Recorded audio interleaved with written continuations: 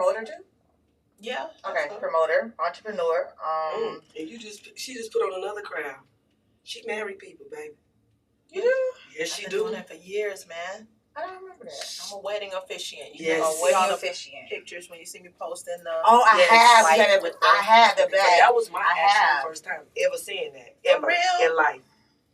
I promise you not. I thought that was your first. I was like, that is so awesome. Wow. Mm-hmm. I may not say a lot to remember. I may not remember everything.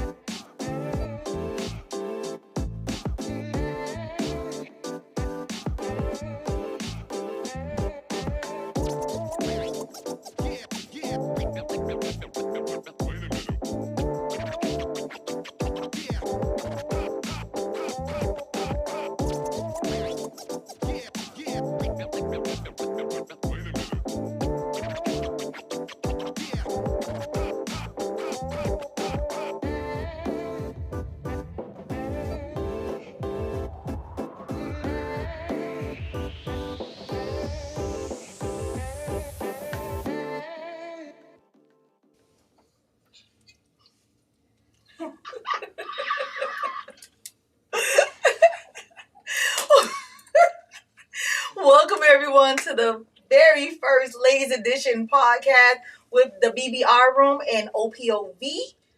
We want to thank you guys for tuning in. We appreciate you all taking your time out of your day to spend this time with us. We want to go ahead and get started. Get started with everything that we have set up for you guys for tonight. And I hope you ladies and gentlemen are ready for our show.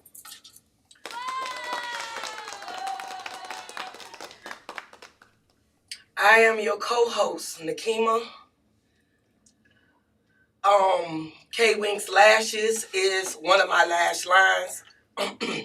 Kima's Creations is my other business, which we have Kima's Creations drink in the building. Woo! If you're looking for a host, I also do that. I cater. I don't like to tell too many people I do that, but I do. We also have a Taco Tuesday that I do like every other Tuesday. Also with my partner, Hookah Express, Devon Coverton. We have one of her hookahs in the building. Can you hold it up right there? Which she is sponsoring the show for tonight. Y'all give it up for Devon and Hookah Express. I hope you guys enjoy the show. Thank you so much. Right now we're going to go ahead and get started with a couple more things. We're on the back of what Kima was talking about as far as with our sponsor for tonight with Miss Devon Covington. She is a amazing young woman, born and raised right here inside of Miami Gardens. She is one of the she is also an educator. She's an awesome entrepreneur. She wears several hats. And we want to go ahead and salute to her tonight and thank her so much for being a part of being who she is, and also being able to cater to our younger kids and also to the adults with these amazing hookah cups that she has. She's also mobile. So if you're looking for someone to have, to add something to your parties, she definitely can come out and set up her hookah cups for you guys at your home or your event. She have her van. She's make sure she's advertising her business. So if you see her rolling down the street and you see that Hookah Express, that's Devon Covington. She can be found right here at her location on 2100 University Drive, right here in Miramar, Florida. Her phone number and everything will be posted towards the end of the show. You can also look her up on Facebook. She is Devon Covington on Instagram and also on Facebook. And we want to thank her so much for being our sponsor for today. I am also Kia Miles. I am only one Kia on all social media platforms, IG as well as Facebook. I am also the owner of SBO Mobile Bar Entertainment, been around since 2018. I have also branched off, and I also have Miles Enterprise, where I am an investor. I'm a property investor. I do have a property, a duplex, and I also have vending machines, and I'm also teaching my son how to also be an entrepreneur. So that is all about Kia that's going on. Well, let's go ahead and get started. Thank big. you. Can't just let that ride. That's big. Thank you. I'm trying. But let's go ahead and get started. Wait, let me back up. I want to say congratulations to all of the ILA 1416 gentlemen, ladies. Congratulations. Awesome. You guys stood on business, and as you should have. This world cannot operate without you guys, and we salute and we thank you all so very much for, going out every day. You guys are doing 12, 14, 16-hour shifts every day, out there at Port of Miami, making sure that we get our essential needs that we need to live on a daily basis. We appreciate each and every one of you for those long, dedicated hours. You guys deserve all that and then some, but we thank you guys so much for that.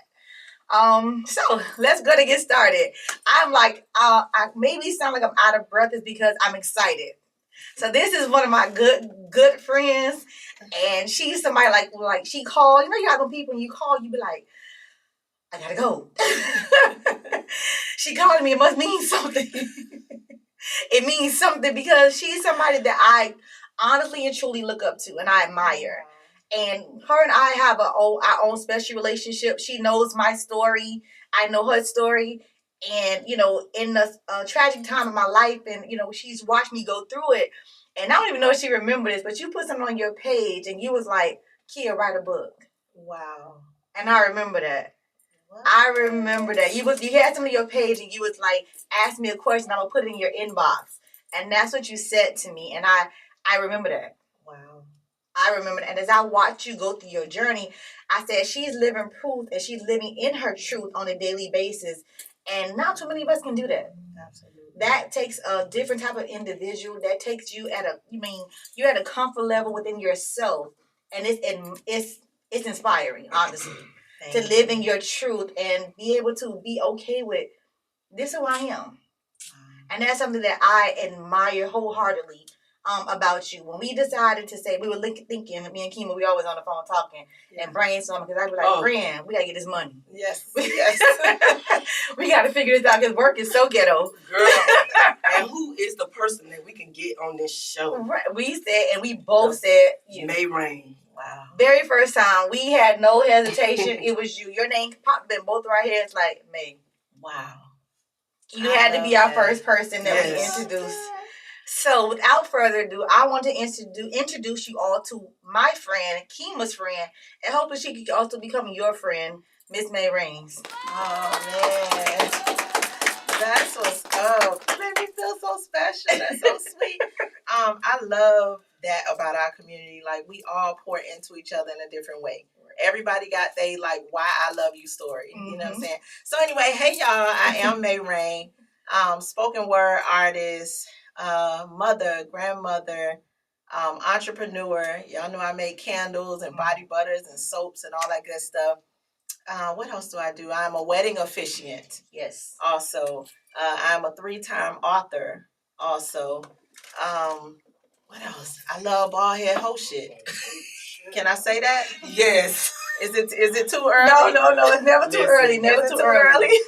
I love sisterhood. I'm also the president of the Rainbow Ladies. So that's a dope ass organization of lesbian women, and we come together. We create safe spaces and do all of those engagement that people are afraid to do, right? Because it's not a lot of safe spaces for people living in their truth. Right.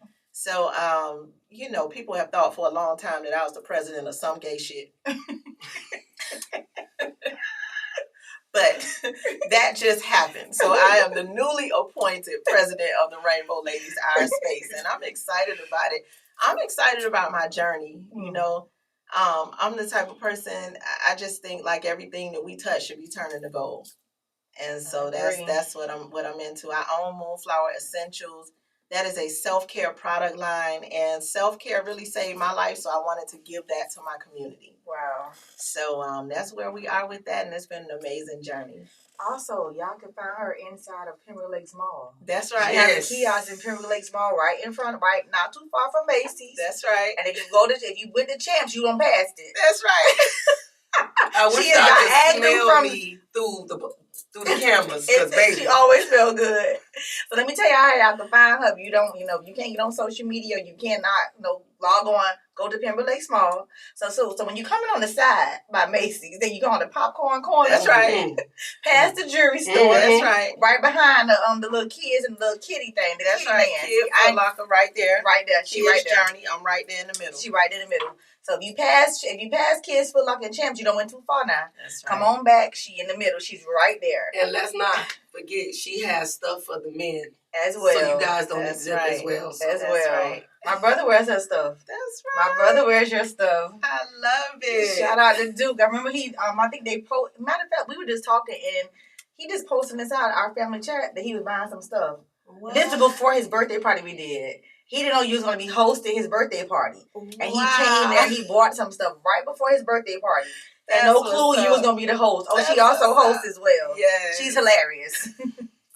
She is hilarious. She was the host of my brother's 50th birthday party. Yes. And I called. Amazing. We had a great time. Yes, we danced, we ate, we drank. Yes, we did. Only the holders do it that way, baby. Right. We have a great time. Right. My mama too. Yeah. Went from prayer to booty shaking. I ain't never seen nothing like it, but we ain't here to talk about that right now. That's what we do. Right. Shoot, Jesus drank some wine. That's right. Yes, he King did. was creation. Yes, he That did. part. Listen, I had a little Hennessy and cranberry, but Kima poured some of her concoction into it. She done elevated the whole drink. See, this is what she do. This is what she do. That's what she do. That's what she do. That's what she do.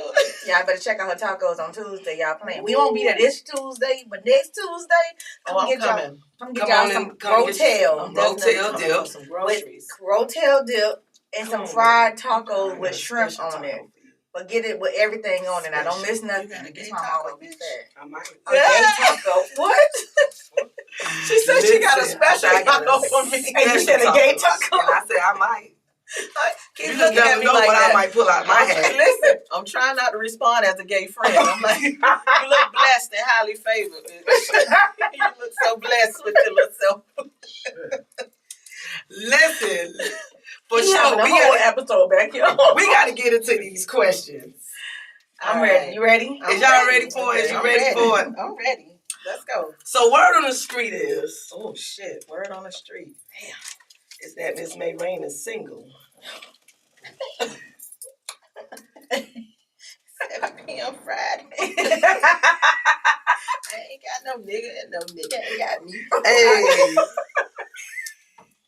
Listen, I'm outside. That's all I can say. Bald head whole shit. I had bald head whole shit for the rest of the year. I won't talk about. Listen, I'm outside. I'm outside. Ain't nothing wrong with that. Okay. And it feel good too. It should. It feel good. It really does. That's you good. better tell us about this. About me being single, Yes. I mean, shit just be happening. You know what I'm saying? We went from, matching outfits to divorce papers. Shit be like that sometimes. It does. Right. You know what I'm saying? And then you have people like, oh, I didn't know nothing was going on. Bitch, what you supposed to know? Right. Tell me about your baby is failing school. Don't stop posting them pretty pictures on the first day of school. Tell me that motherfucker can't read. That ain't what we do. Right. Yeah. we post the best moments. Yes. And when a couple is posting their best moments, you know, one thing I can respect about my relationship is that even when things was like fucked up, we still showed up in the matching outfits. That shit was crazy. It was some rough days sometimes, but it was like, bitch, we gonna be a united front today. Right. You know what I'm saying? But, you know, you just know. You kind of just know, like, all right. You know what I'm saying? Yeah. Like, we growing in opposite directions. It's no beef or no drama. You know, and I don't believe in bashing people that you laid in the bed with. Yep. Bashing people that you love. Bashing motherfuckers that you was with all the time. You know what I'm saying? I don't believe in doing that. But it just wasn't for us, right? To be married, right? Right. And so after my mom passed in July. We had been separated for a year already. But after my mom passed, I just kind of saw life very differently, right? And I felt like I needed to wrap up. Anything that was not wrapped up needed to be wrapped up. And I went down there and filed for divorce, and I was very like uneasy about it because, you know, my mom would walk me through things in life, right? Right. And I was like, I need your guidance through this process. Right. So, you know, I went through the process. I had to go through it. You know what I'm saying? I had to be a big girl by myself. Right. And go through the process and wrap that shit up. Right. And so that's what I did. So I just got the notification. I just had my hearing, actually, the final judgment hearing last week. Okay. So the divorce is final. Okay. Yeah. Okay. And I'm excited. Do you feel like a sigh of relief, like a weight? I do. You know, I feel that relief because it was tough meeting people, and people like, so you single? And you single, like you're not with nobody, but at the same time, it's hard to explain, like I'm single, Right. but I'm married. Right. Right. You know what I'm saying? I'm single, Right. but it's this paperwork. Right. You feel me? Yes. So I wanted to just wrap that up so I could be free. I get it, because Yeah. I moved on from my husband in 2013, but our divorce wasn't final until 2022. Damn. Y'all still fucking? I mean, I'm just asking. No, ma'am. Oh, Absolutely okay. not. Oh, so okay. So No. It's the bluntness at this table. Not at all. That was community. Right. But Yes. I don't swim in community pools. Right. I'm sorry. No, ma'am. That part. Absolutely not. Not at all. But I felt the side of when I was okay when I left, because it was hard for me because I had never been single. Wow. So I'm in my late 30s and I have my children and I'm finally single. And it was the weirdest thing for me, but I knew that I was a robot. I'm not even gonna lie. I was a complete robot. Like, I had my routine that I did with my husband and my children on a daily basis for all those years. Yeah. So when I finally came outside and people knew, it was frightening to me. And I ain't gonna never forget the first person that I met, well, a friend of ours. He was like, "Key, it's hard out here. You know, you may just want to stay because it's hard out here." But I didn't know who I was. I needed to find out who Kia was. I needed a voice, because I know in school I had a voice. And I lost it some kind of way, being married. Yeah. And then once I decided to go ahead, I did take a year off to get to know me. Yeah. I was celibate for a year. Absolutely. And I didn't date. I just had my friends. And then once I decided to go ahead and open myself up, I was like, I could do this. Yeah. Yeah, that part. I've been rolling since. Right. I've been outside too, friend. Yeah, and Right. I think too, with relationships, when you know at a certain point, like when you're still in it, but you know it's over, right? You kind of start to mourn and grieve the loss of that relationship way before you leave. You do. So when people are like, you know, like, you think you know what I'm saying, have you taken that time? I'm like, shit, it's been, not only have we been separated a year, but you also have that time where we were together but just disconnected. Right. You know what I'm saying? Yeah. So it's you know, it's comfortable outside. Shit, it be windy. All the breezes be like, coming damn, through. it is cold out here, and I miss Harriet. It's crazy. I be missing Jack and him. Okay. So we gonna get into I this. ain't never next had question. it was like so many plethora of sizes and shapes, and it was like, ooh. Hey, ladies. Hey, Kendra. Oh, before we move forward, please, everyone, please like, share, and also comment for us. We need you guys to go ahead and like, share our podcast on, every time we come on. OPOV on Wednesdays is also on Saturdays. BBR Room is also on Friday nights. Every Friday night we will be on moving forward, but we need your support and your help to make sure you guys we can keep coming on having conversations with you guys, but make sure you guys like and share. We're also on Facebook, IG, and definitely on YouTube, and also Rumble, so you can find us in any one of those platforms, and we would love to hear from you all the time. Hi Marvelous, hi Kendra, hi Angela, hi Gia. Thank you ladies for tuning in and communicating. We want to get into some good topics tonight, so please go ahead and ask whatever questions. May is okay with talking about it. She's the open book, so myself, and y'all already know me and Kima, we talk. We may have to get on Batman too. We don't know if he's the only man in the room. He can hide all he wants to. But he's here, so he's a part of the show as well. So we want you guys to interact with us, talk with us, and then just have a good time. Go get y'all some wine. We ain't got no wine. We got this good old Kima's creation. Yes. Apple craze. This mine. This my shit. And I got this good old hookah from Hookah Express. So before we get into the deep down and dirty questions with May Rain, I want to also touch on, how did you get into entrepreneurship? Oh, how did I get into entrepreneurship? I just really felt like my spirit was too big for the cubicle I was in. Oh, that sounds like somebody else I know. Yeah. They say if you can't, go big or go home. Yeah. And that sounds like you, friend. Yeah. It was just too big. I ain't gonna lie. Like that do sound like me, don't it? Yeah. Yeah. She said something. You speaking it into her, whether you know it or not. Whether you know it or not, you are. You saying something that I've been really like waving for these. I've been kind of like in this. I don't want to call it a funk. Will you call it that? Yeah. I just been not really liking people. Yeah, so what happens is like when your spirit is drawing you to something else, it manifests itself in a lot of different ways. So it could be you thinking that you don't like people. Because I used to think the same thing. I used to be like, I don't want to hear all of this stuff. You know what I'm saying? I don't want to do all of this stuff. I don't want to clock in, clock out, go to lunch, do all of this. Like I couldn't do another lunch break. Right. Like, bitch, no. How can I eat a steak in 1 hour or 30 minutes? Yeah. It just ain't it. And don't get me wrong. See, a lot of people think that entrepreneurship is for everybody. It's not. It's really not. It's not for everybody because number one, how are we gonna have employees if entrepreneurship? Everybody can't be the entrepreneur. And a lot of times businesses fail because they got an employee that want to be an entrepreneur. Correct. Or you an entrepreneur and you really want to be an employee. Right. So, that's the thing. Like when you get exhausted and you feel exhausted in your spirit about what you're doing and you need a shift, it manifests in different ways. It's probably time for you to take that leap. Oh, yeah. It's saying that. Yeah, because I did, and I'm really excited. And I watch you do it. Yeah. Yeah. And to go behind that, I wanted to know, how do you stay grounded? With all of this stuff that you endured this year.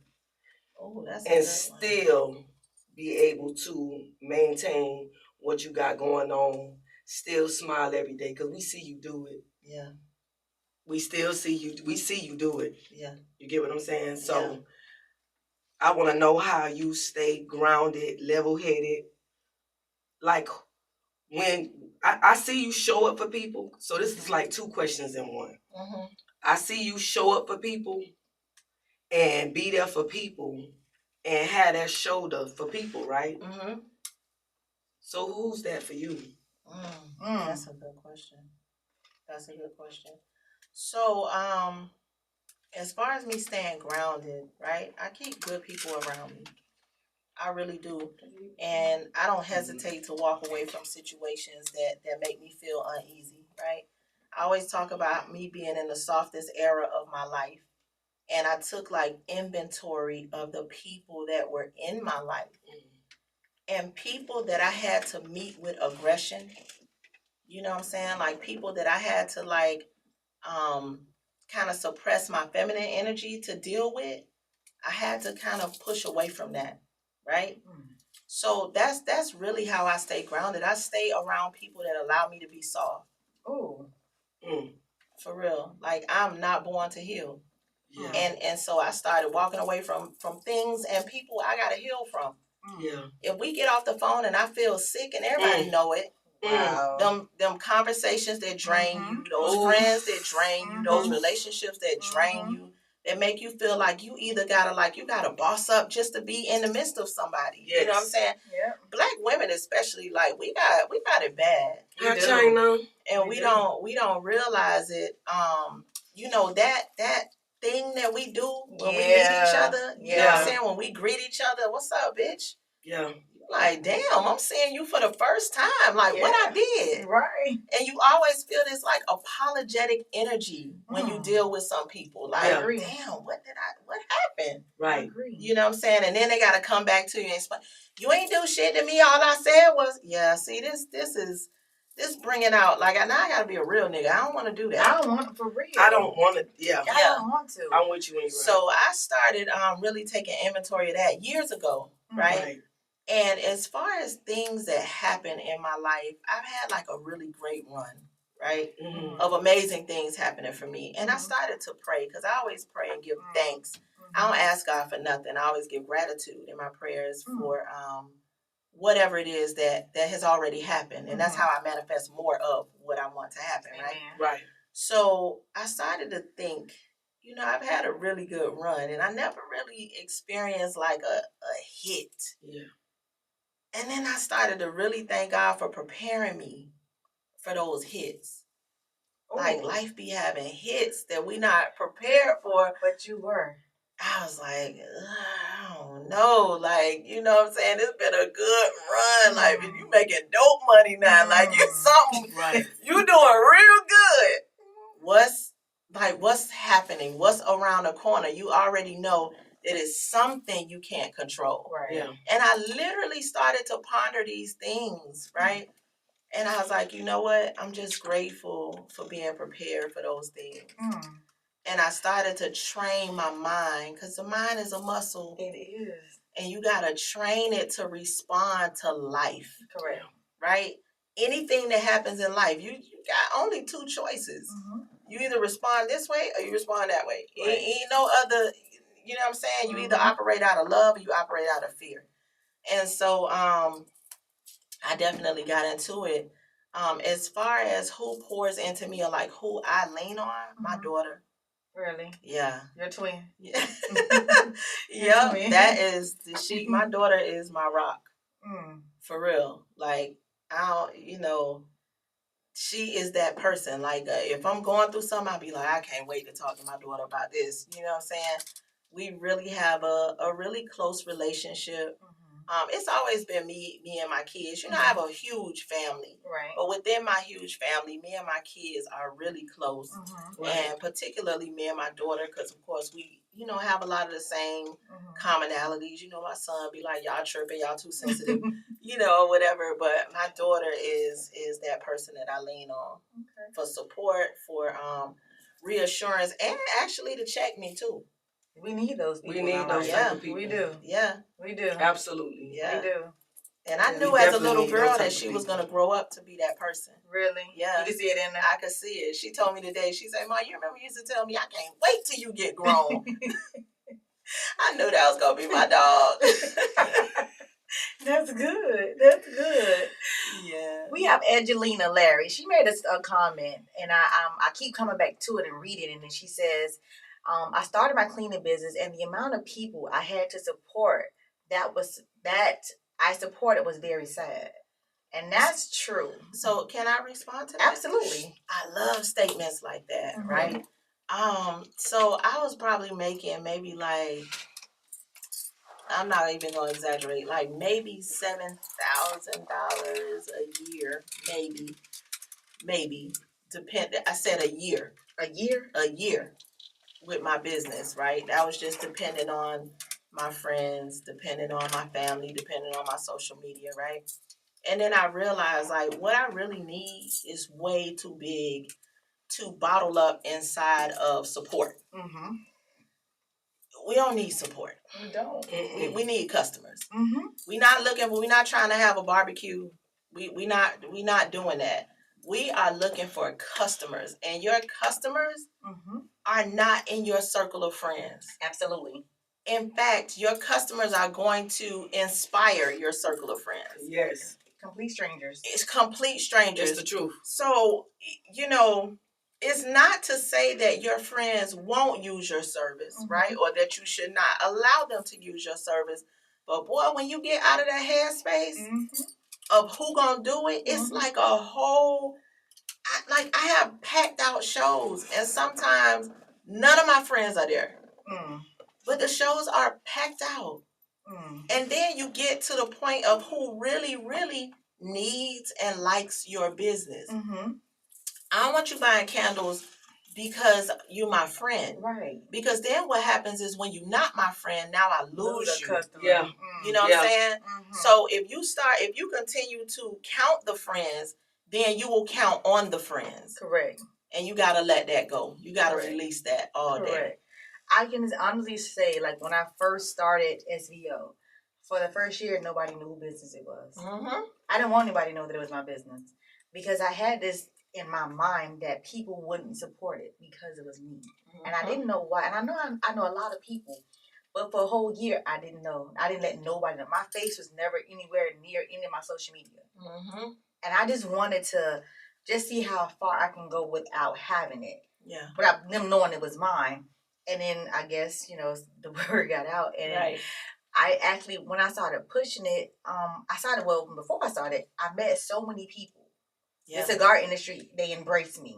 That's right. Winston, he embraced me. Like, so many people embraced my business. And I was like, wow. And honestly, my employees, I had 11 employees. And I want to say 9 of them are still with me. And I started in 2018. That's dope. I don't believe in, I try to build a team, not employees. They're my team. Yeah. Like, I can go somewhere and not worry about the money not coming back right because I treat them and I pay them well. That's right. And I do it because I want to make sure that y'all enjoy what you're doing, 1. 2, that you make enough money to subsidize whatever you're lacking for because this is a side business. Right. But I just I had a fear of people not going to support me. Yeah. And then I got up and said, I don't give a damn. That's right. I didn't care. And it just came to the point where people, they just started gravitating to my business. Yeah. And I had to realize is that, and I used to tell people this, I'm not for everybody. That's right. My business is not for everybody. That's right. I can't go into certain atmospheres because that's not what I prayed for. Yeah.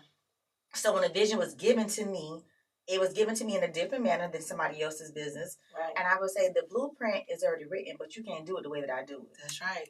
You can't manifest. You can't do everything that I do. It can be written the same way. That's it. But it's something different when somebody else is behind it. Yep. And God put that vision in your lap. Exactly. You move differently. It happens for you differently. That's right. Hookah's everywhere. That's right. It's true. Hookahs are everywhere. But for whatever reason, we still been sustaining. That's right. We've still been around. I was like, how are we still here? And I don't ask God no more. That's right. I wanted to give it up. My boyfriend was like, why would you do that, kid? That's stupid. Yeah. I was like, I'm too old for this. But it's not like I'm the one in the costume. It's younger girls. But he was like, kid, you don't do anything. Just promote it and let it flow. And I was like, well, you know what? You're right. That's right. Let it flow. That's Might as well just make it and just keep it moving. I ain't never got to be there. Yeah. But it was strangers that embraced me. That's right. Strangers. People I didn't know. They were the ones that embraced me. My friends would from time to time. But I'm such a giving person, I wouldn't even charge my friends full price. Shut up, Chemo. Oh, she knows what I'm going to say. Right. Shut up, Chemo. Look at my face, man. No, show the people her face. Look at her face. This is what she do to me. This is what she do. Listen. If y'all could go inside Gucci, y'all asking for a discount in Gucci, y'all asking for a discount and Louis. Exactly. So don't come in my business looking for a discount because I'm your friend. Pay me my money. Give me my money. That's what we need to be doing. Like, for real. But I'm the man at the end. I'm gonna say, what? Right. Right. Give me my money. Give me my money? Yes. They don't give it to me. Exactly. I give it away to my friends. It's crazy, But- but it's true. Marvelous says that, that's why her circle is small and encouraging. That encouraging word on Marvelous is huge for me. Yeah. You found out people in general, we find ourselves always pouring into people, and then when we have no more to give, who gives it back to us? And that's what Kima was asking May, because you're like a sunshine. It's just like you just lighten up a lot of different areas in your life. So at some time when the sun goes down and need to recharge, you wonder who recharges you. Right. And a lot of times we find ourselves allowing people to suppress us with their problems, and we're now carrying their weight on us on top of our own weight. Yeah. And how do you recharge from that? That's another thing too. I didn't mention that I'm a certified life coach as well. Mm-hmm. I need to come down your couch, baby. Listen, a big part of that. No diddy. Right. No diddy. I'm Right. a lesbian. So She think I'm don't tempt me with a good time. You gonna lay on my couch? I'm so serious.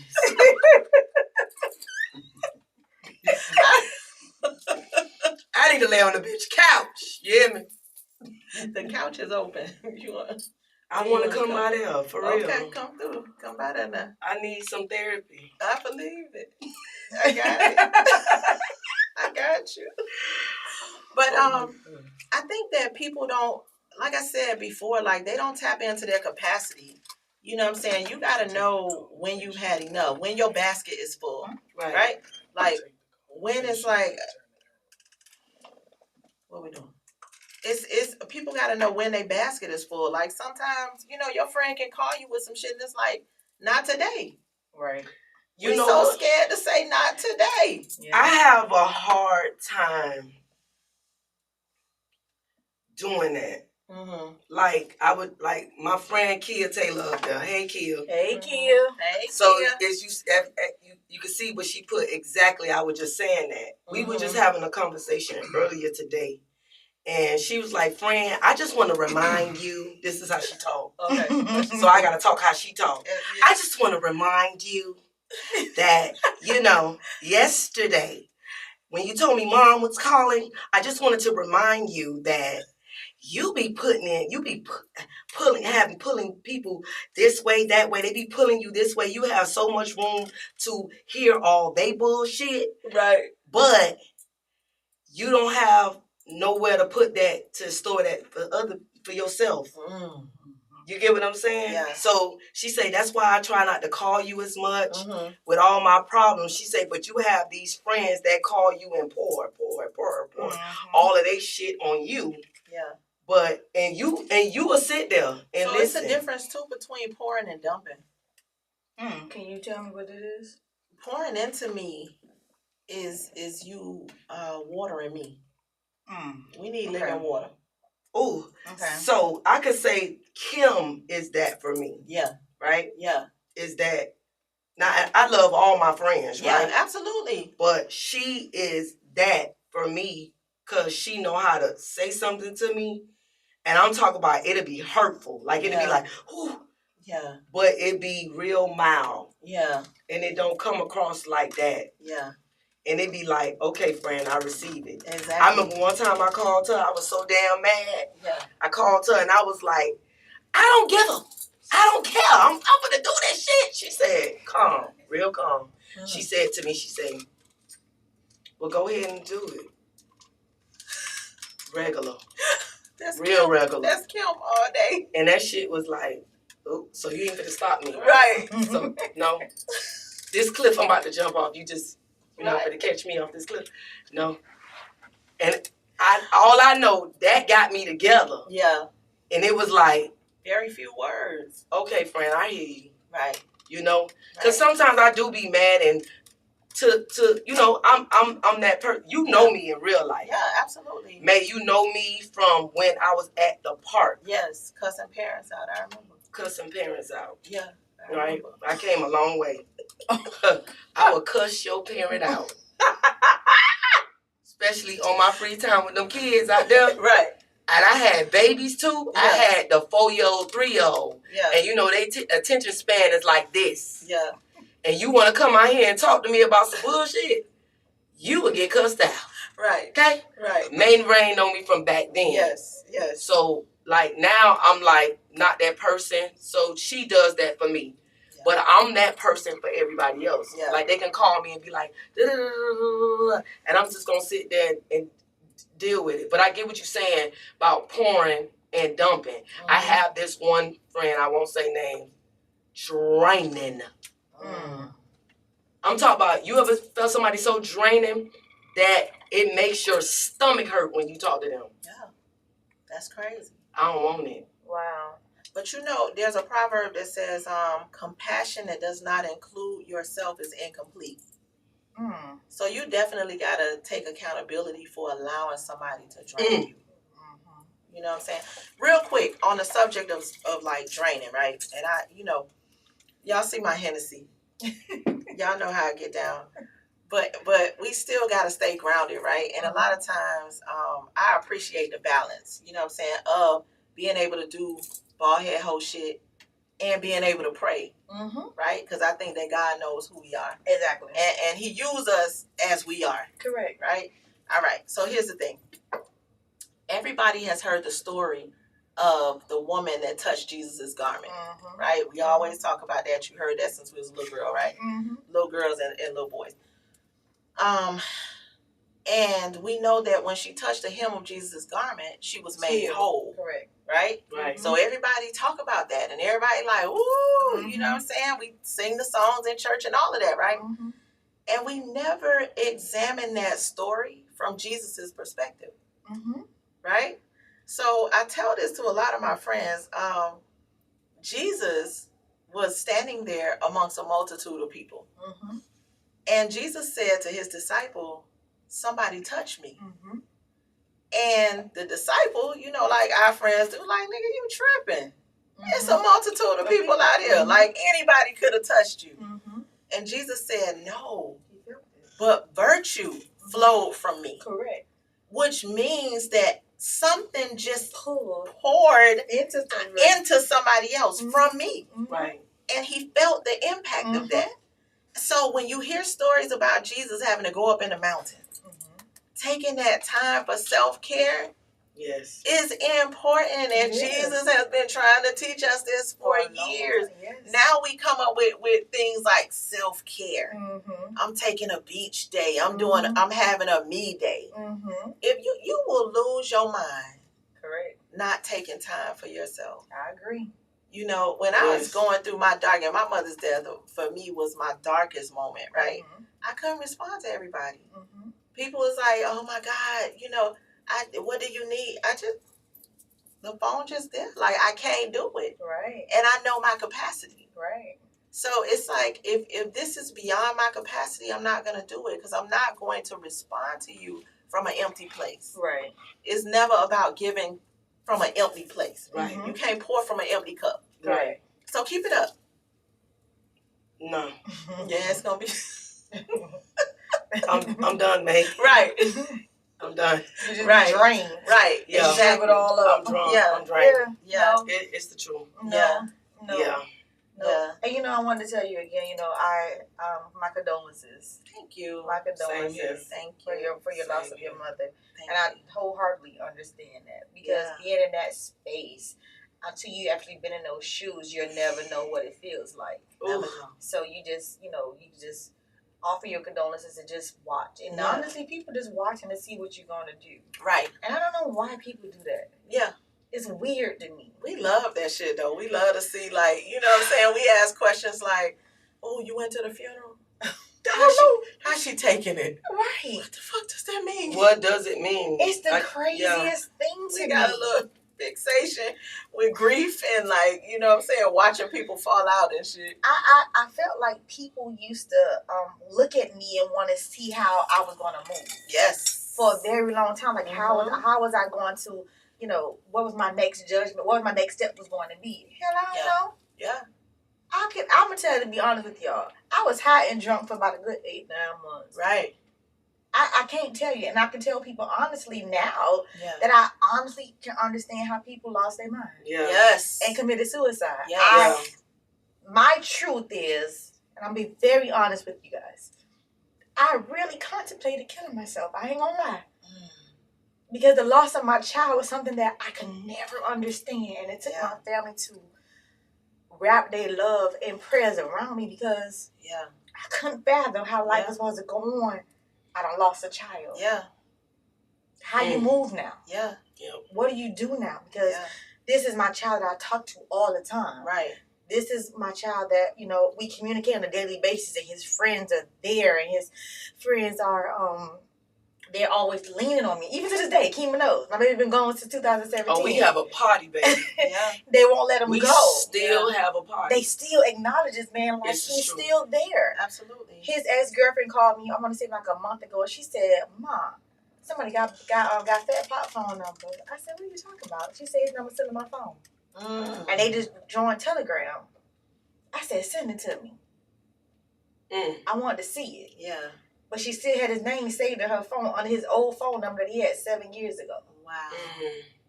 And but the weird stuff where people want to see how you're going to move is just, it's like, what do you want from me? Yeah.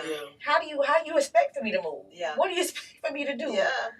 At the end of the day, I have 2 other kids, and I have 3-step kids that still depend on me. Yeah. But I had to rationalize that within myself. It's like, well, kid, you know, you got to stay strong some kind of way. Yeah. Right. You got to pull yourself out of this hole some kind of way and figure it out. Because honestly, I was going to run that car into that wall several times. Yeah. Several times. I learned during that time how to not self-heal, but to pray in my heavenly tongue. Yeah. I learned how to spend time with myself and spend time with God during that time. Because I would just get in my car and just go drive. Yeah. I just drive. Listen. I don't got to listen to nothing in the car when I'm finna go. Listen. That quiet time, that quiet moment, it's the most peaceful, restful moment that I have experienced in a very long time. I did it for years. Yeah. Until I'm able to, you know, not call it come out of it because I still miss him every day, but to be able to be a little bit whole and not so broken. Absolutely. So, but that was self-therapy for me to the point where I had to stop allowing people giving so much of me to people. Yeah. And my friend Shanika Taylor, she's one of my best friends. Yeah. And she's my ear. Yeah. And she would say to me, "Kia, stop being so accessible to everybody." Ooh. Yeah. That's a big one. And I didn't know what she meant. And she would get mad. Like people would like inbox, but want to be her friend because they're my friend.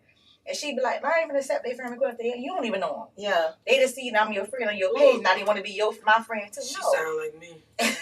You don't even know these people. That's her. But do you know them? I don't know them. I didn't know them, but I just was like, okay, no problem. I'll be your friend on social media. You don't even know these people. I be having a whole attitude. Look at my face, y'all. She don't even know these people.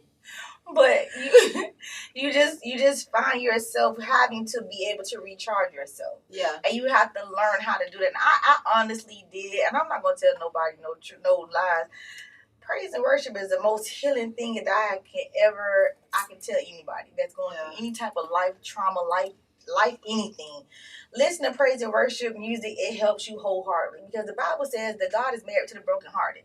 He didn't say there had to be a particular type of brokenhearted, but if your heart is broken, praise and worship, it does something. It fills voids. It fills you up for that moment, and that's what it did for me until I'm able to get back into my right mental state. Yeah. You know. The mind is so easily to be manipulated by so many different things. And I had to realize that in order for me to get my mind right, I had to pray and I had to read and I had to learn how to comprehend things that I never comprehended before. Yeah. But I had to do that for myself, for my own self-worth, so that way I can come up out of this situation because I was drowning. Yeah. And I was being pulled in so many different directions and people looking for me to fall, people looking for me to act and be a certain type of way. Mm-hmm. But nobody was really there for me besides my family. Right. That's why we're so close. Right. Me and my siblings are close. It's always been the 4 of us. Yeah. So absolutely.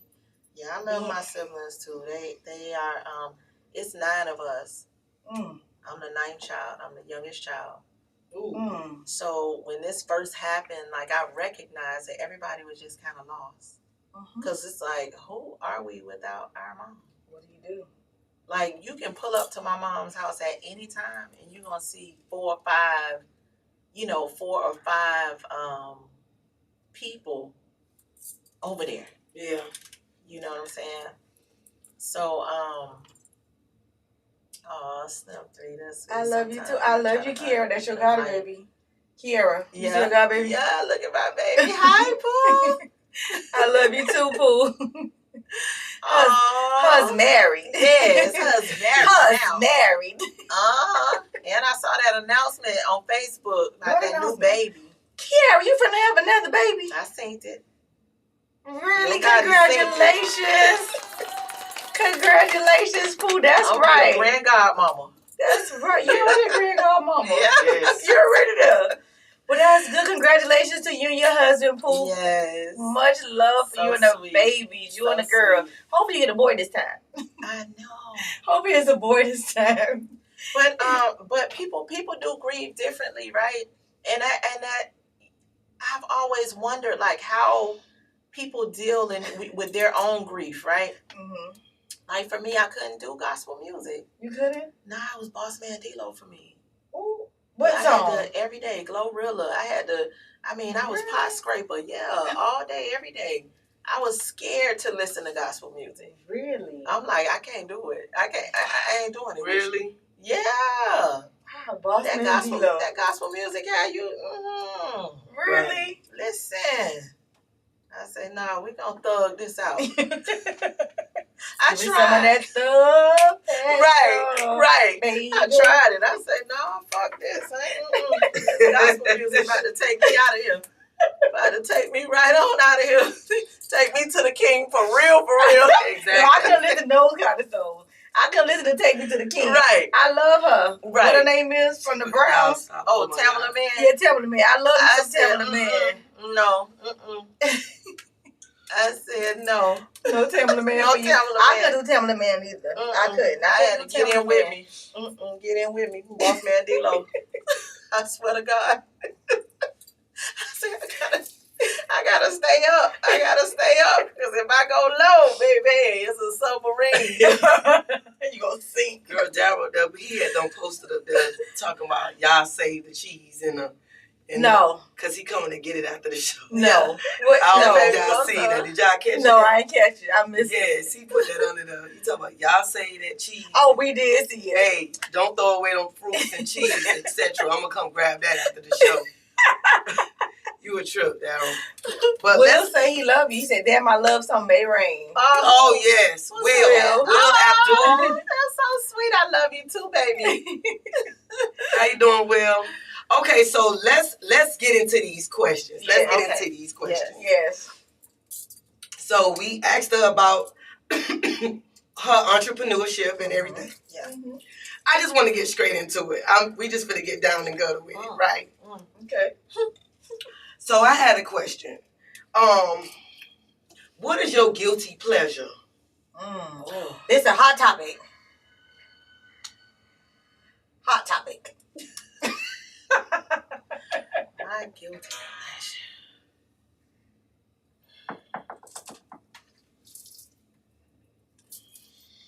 My guilty pleasure would have to be, I'm going to just be honest. I feel like it's too many So rules. you ain't been honest this whole time? I've been honest the whole time, but I'm saying now it's a different level of honesty. Shit, I feel like we be in too many rooms where we can't just talk. You know what I'm saying? Like everybody is grown now. It ain't no kids following us on social media, right? This is a safe space. That's right. Shit. Look at that man as he look at you. So I would say This is a safe. I would say masturbation. That's my guilty pleasure. And it's okay. Cheers. Yeah, we got to cheers to that shit. Orgasms. Orgasms. Right. Yeah. That's the best shit in the world. Orgasms. Masturbation? That do it for me. I be feeling a little guilty afterwards though. But then I chuckle a little bit because I be like, I know damn well I ain't just do that. To yourself. To myself. And I did. And I did. Indeed. That was me. Yes. I'm a bad motherfucker. Listen. Okay, so I know people that know you out there. Yeah. They probably want to know, are you into women and men? Am I into women and men? So I am into women. Okay. I respect our men. You know what I'm saying? I think they serve a purpose. just not in this vagina. My bad laugh. Okay. Not in that one. Not in this vagina. Not in this vagina. You feel Okay. me? Okay. I respect the brothers. I'm not one of them women that be like, ugh, man, I hate men. You know what I'm saying? I think they serve a purpose and they do good. My homegirls be, hey, y'all be handling y'all business now, but not in this vagina. In my Girl, vagina, you though. is a Right. mess. Mine. And if this was liquor, somebody would have been lucky. That's right. If this was brown, That's right. Right. Hennessy. Yeah. Make you want to do what? You either gonna fuck or fight. One or the other. One or the other. That's why I let her have that Hennessy. Right. by That's herself. my shit. I drink Hennessy. That's Gonna my fuck or shit. fight off Hennessy with me. One or the other. So I always ask this question when I know somebody is dating like the same sex, right? Mhm. At what age did you know? That's a very interesting question. So I understood at a very young age that I was a very sexual being. I didn't know what that meant, but I knew that certain songs just did something to me. Give me one of the songs that Like did it to you. that George Michael father figure. That song I was a little girl. I was like, teacher, anything you have in mind. It was something about. I said, oh my God. Bitch, and we had VH1 so I could watch the video. Back to Bitch, where we I was were. so poor back then. What the fuck? That little white boy with that. Oh, the thicker one. Listen. What's Y'all his so name? silly. What's his name, Batman? I know you know his name. Which one? The old porn guy. The old porn white man. That He was man on is all- lost. He was on. Oh, he's younger. He's younger. Oh, And he's younger. okay, He's the baby. baby. He don't know. Okay, baby. All right. That much younger. He's the baby. He don't know. But yeah. And is. So I knew very young that I was like this sexual being, right? And I remember I had to be around 10 years old, right? I would be walking with my mom. My mom was an administrator. And I'll be walking with my mom at her job, which is FIU, the university. Be walking, holding her hand, walking and whatever. And I remember saying to her, like, oh, I like her shoes. And my mom would be like, her shoes? But it was almost like I needed to say anything to gain that time to stare at this girl. So I was staring at girls like from a very young age. And by the time I was 16, it was like, shit, you hungry?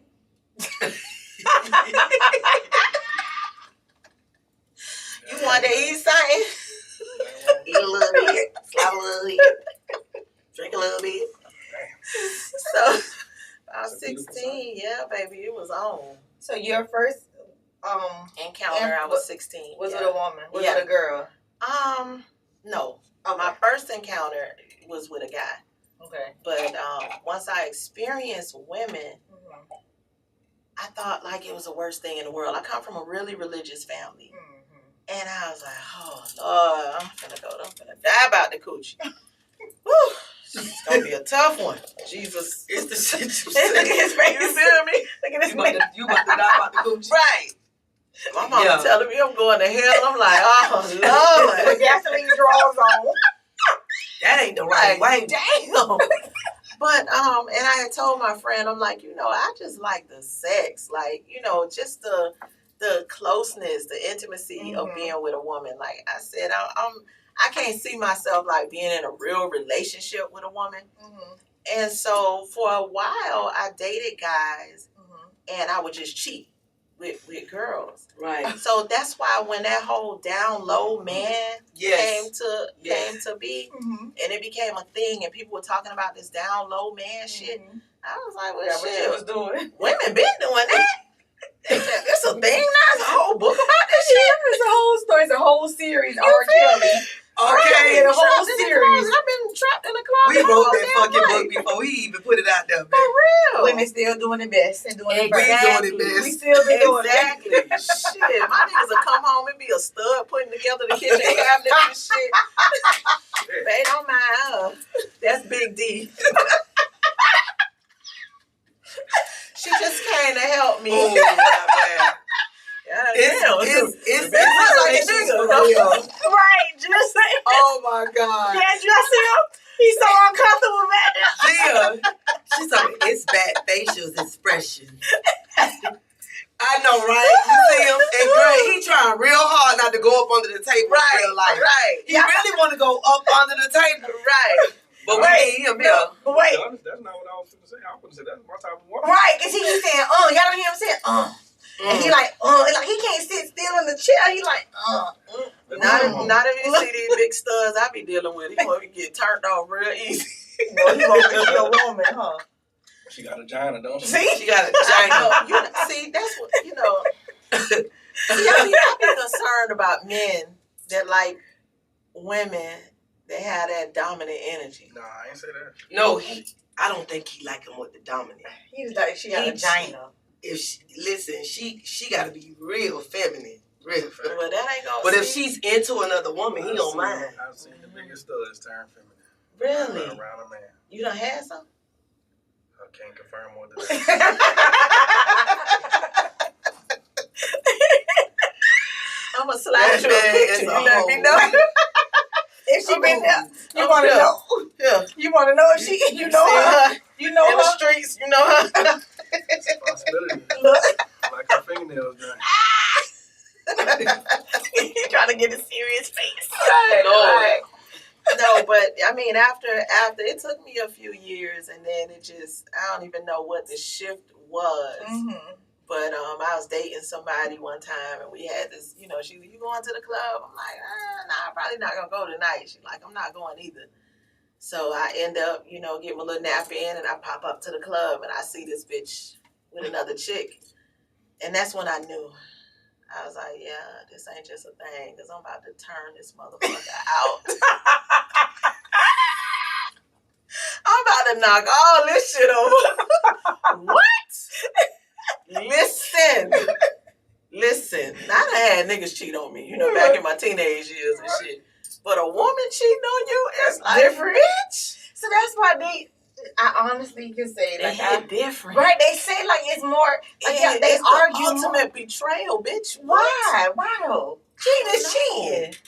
I can't call it, but bitch, getting cheated on by a woman? A whole woman out here. A whole With woman? another woman. With another woman. Bitch, I kill you.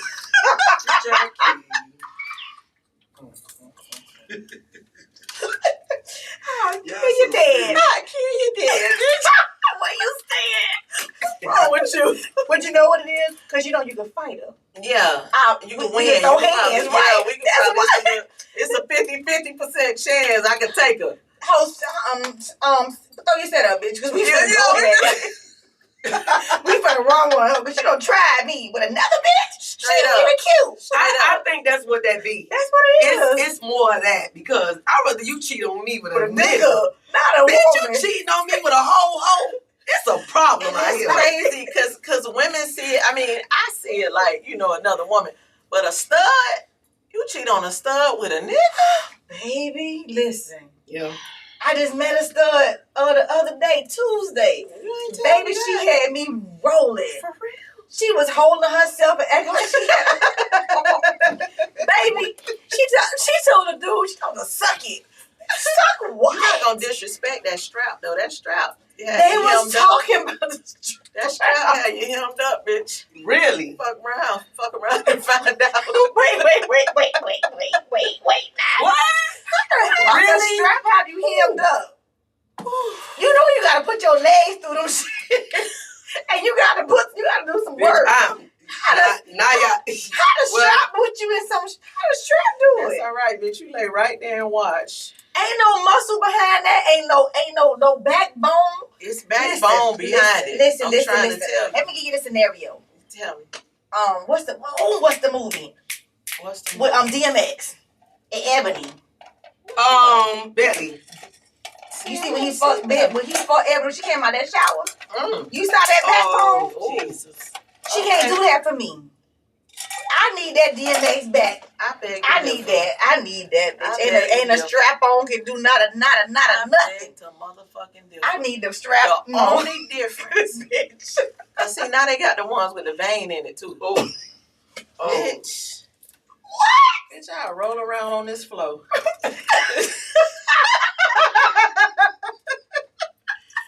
They got a strap on with a vein in it. Yes, bitch. It got a heartbeat too. Bitch, it feel like it. I be feeling throbbing, fucking around. So what? Hey, you fuck around and get real delusional and tell a bitch, come at me. For real. Period. Oh my God. That delusional sex. From a strap on. Lord. Yes. Oh my Lord. God. My God. Oh Yes. God. What she answered? Oh LaKendra, God. what she, wait, ain't no pulsating on real veins. Oh shit, she answered my question. Peter said, "God damn, what's this podcast called? Jenny Craig can't help us." Nope.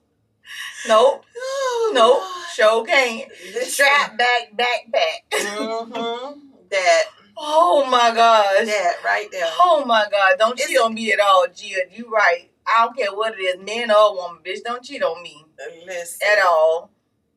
Oh my God. Laughing my ass off. It got a vein. Yeah, they got the ones with the veins in it now, friend. And Oh, really? My God. Yeah. It got a vein. First of all, the sex is just very sensual. It's very intense with a woman. And I think that, it be the build up for me. What you mean? It be the build up. It's so different. Like, imagine, it's like, I don't know, like a woman know every inch of your body.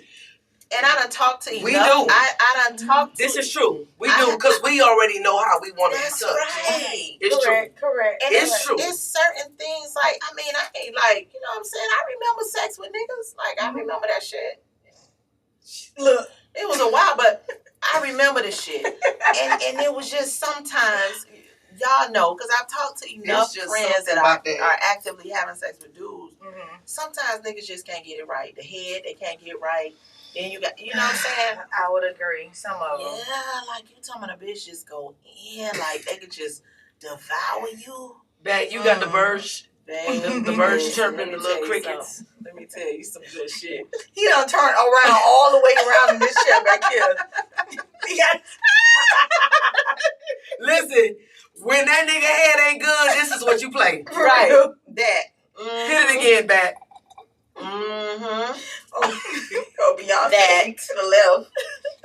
I gotta go. This is what we feel when the head ain't right. Right. This is what we hear when Right. the dick ain't dicking. At all. This is what We we hear got one bad, hit it one more time.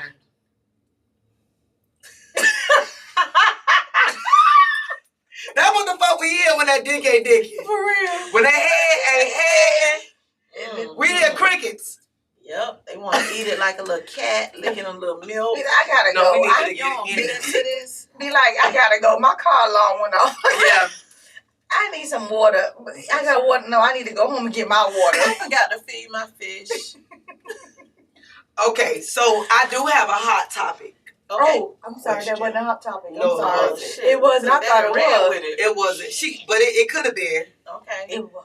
But it's a serious question, but I think a lot of people want to have an outlook on the gay community. So I used to raise my gay cousin, right? Okay. I used to take care of him when he was younger. Mm-hmm. So I knew when he was like 5, 6 years old, I just knew he was going to be gay.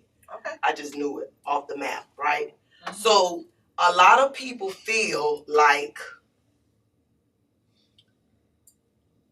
people that are gay either been molested as to why they turned that way, Mm-hmm. or they was taught to be that way.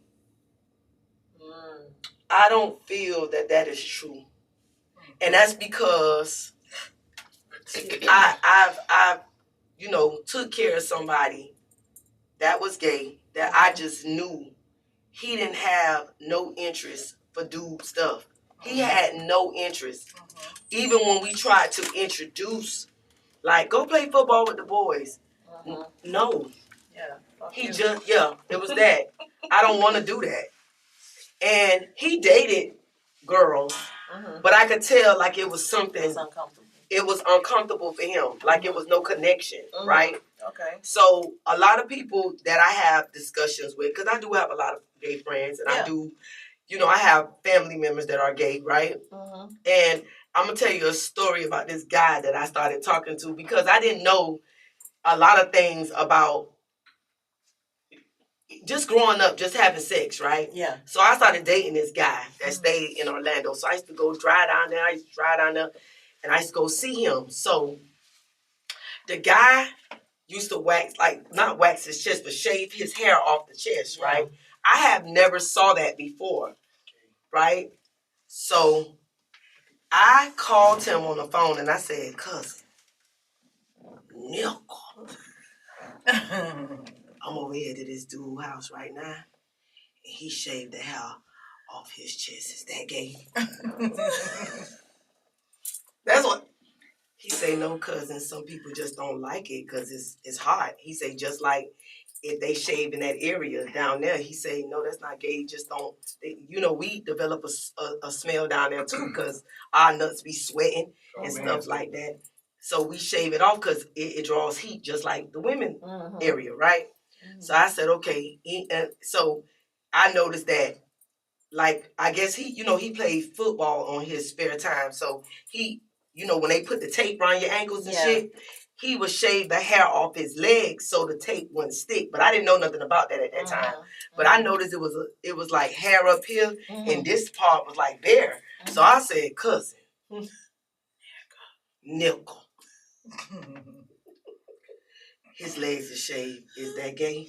Because I ain't know. He said, no, cousin. He said, some guys just shave, take the hair off their leg because they don't like all the hair. Mm-hmm. That's not gay. So, I had to ask these questions because a lot of dudes be like, down low. They don't, and it be the dudes in the families. They have families and they out dealing with my cousin. Right. So I used to always ask this question, but I always wanted to know, and I used to always have these debates with people that would be like, oh no, they got introduced to that. They was sexually molested and da da da. I say that's not true. Right. That's definitely not true. I had brung this little boy up. I knew he was not into nothing that had to do with a girl. Right. He just was not interested. He liked boys since he was like 5. I don't think he knew what it was, but I noticed that he had an interest more for boys than he did girls. Yeah. So I need you to elaborate on that a bit. So for a person that, that know the life. For one thing, your sex is that has a life of its own, right? And we could just flip that question and say women that are having sex or that prefer sex with men, were they molested by a man to get into heterosexual sex? You know what I'm saying? Like it's sex at the end of the day, right? So either way, are we saying that sex has to be introduced by trauma? And it does not. Right. I've not been molested. You know what I'm saying? Like it's something natural that I gravitated to, and I believe that I'm like really perfectly made. You know what I'm saying? I don't believe that God makes mistakes in terms of your sexuality. Now, of course, you have some people that lean to extremities, and that's something different. But just your natural sexual desire or what it is that you feel more compatible with, I don't think that has anything to do with trauma. Okay. That is just naturally who you are. And I think also that, a lot of people say, oh, this person turned me out, right? Or they made me, or introduced me to. If it's not your thing, motherfucker can't get close to you with it. True. That's true. Just, what I'm saying?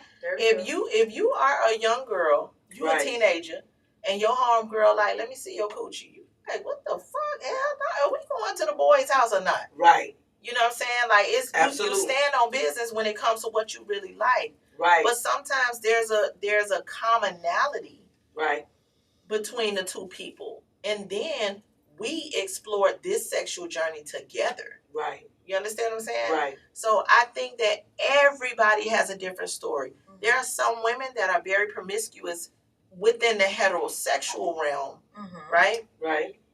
That ain't been raped It's or true. violated. Mm-hmm. That is just what they like, Right. right? Okay. And then you also have some women that, yes, they've been raped and violated, and they still gravitate to Men. men. Right. Yeah. You know what I'm saying? It don't make the trauma don't always send you over here to coochie. Right. And it's true. That is You true. know, That's definitely true. or guys to another guy. You know what I'm saying? She said, I like both men and women, but I get something different from each one. That's amazing. I love that. And I love when people are sure of who they are. You know, there is nothing wrong. People look down on bisexual people and kind of feel like, oh, you don't know what you want. Yes, I know what I want. Yeah, I Like, don't think so. I like ice Both cream are and interacting cake. with your Correct. audience. Yeah. We see you, girl. I was just about But if to a man doesn't answer want to date your women, question why would he as want to date a man? the one when you put, I like both men and women, but I get something different from each other. She just I get answered that. you. Mhm. Yeah, I Right. get that. Well, when we had and Kimmy had this conversation, and Yes. she voiced her opinion about it, and I told her I don't believe that people are born that way. That's just my belief. I believe you don't know what you like until you actually try it out. That's Right. just me. So And do you think that so are you saying that a man influenced you to like men? no, I think you just don't know what you like until you try it. You may like the touch of a man. You may like the masculineness of a man. You may like the feminine of a woman. I feel like So your first crush, Mhm. you feel like somebody influenced you. Yeah, for me, in my story, yeah. Mine definitely. Well, I would say, yeah. Somebody influenced you to Yeah. like that particular thing. Yeah, 100%. Okay. Yeah, 1,000%. I can say that. Yes, I can say that. And I'm gonna say, so my story is, my uncle used to come and get me when I was a little girl, and take me to all these different women houses and tell me I was his daughter. Okay. I had a different name every time. I had a different. He would come in the morning to my mama's house. Mm-hmm. He had his own children now, but he would come get me and take me to different women's houses and tell them that my name was Karima. My name was my cousin Karima. My name is my cousin Christina.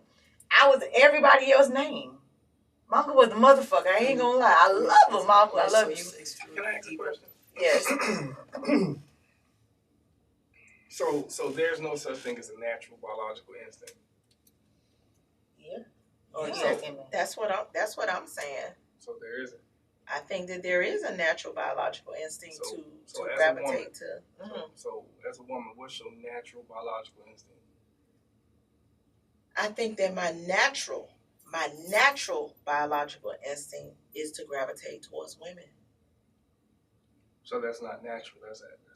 It's natural. not natural by your definition of natural. Right. So but- scientifically, Yeah. See, That's science. different. That's so different. so here's the thing about science, right?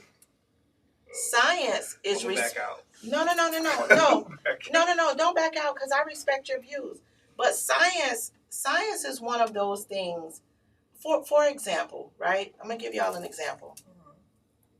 A scientist sat with the government, right, and created the food pyramid, right?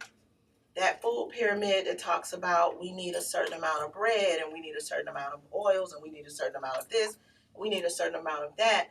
And it has been proven over time that food pyramid is incorrect. Correct. So is God wrong? God is absolutely not wrong. Okay, so what does God say in the Bible about a man and a man and a woman? You mean the person who wrote the Bible? I mean, what the Bible? Don't talk about the real Bible. You would have to be talking about the author of the Bible. The first Bible that was ever written. We're not talking about the New Testament. We're not talking about the King. We talk about the original Bible. Well, the original Bible, I wasn't there for. But I will say this. A lot of times we read the word of the Bible, but we don't talk about the spirit of the Bible. So what does the Bible say about man and the man and the woman is a abomination to what? Because it talks about judging, it talks about loving, it talks about so many different things that we push to the side in order to coddle this discrimination that we have in the church, which is why the church is not really healing as it should. It's a hospital. It's a hospital.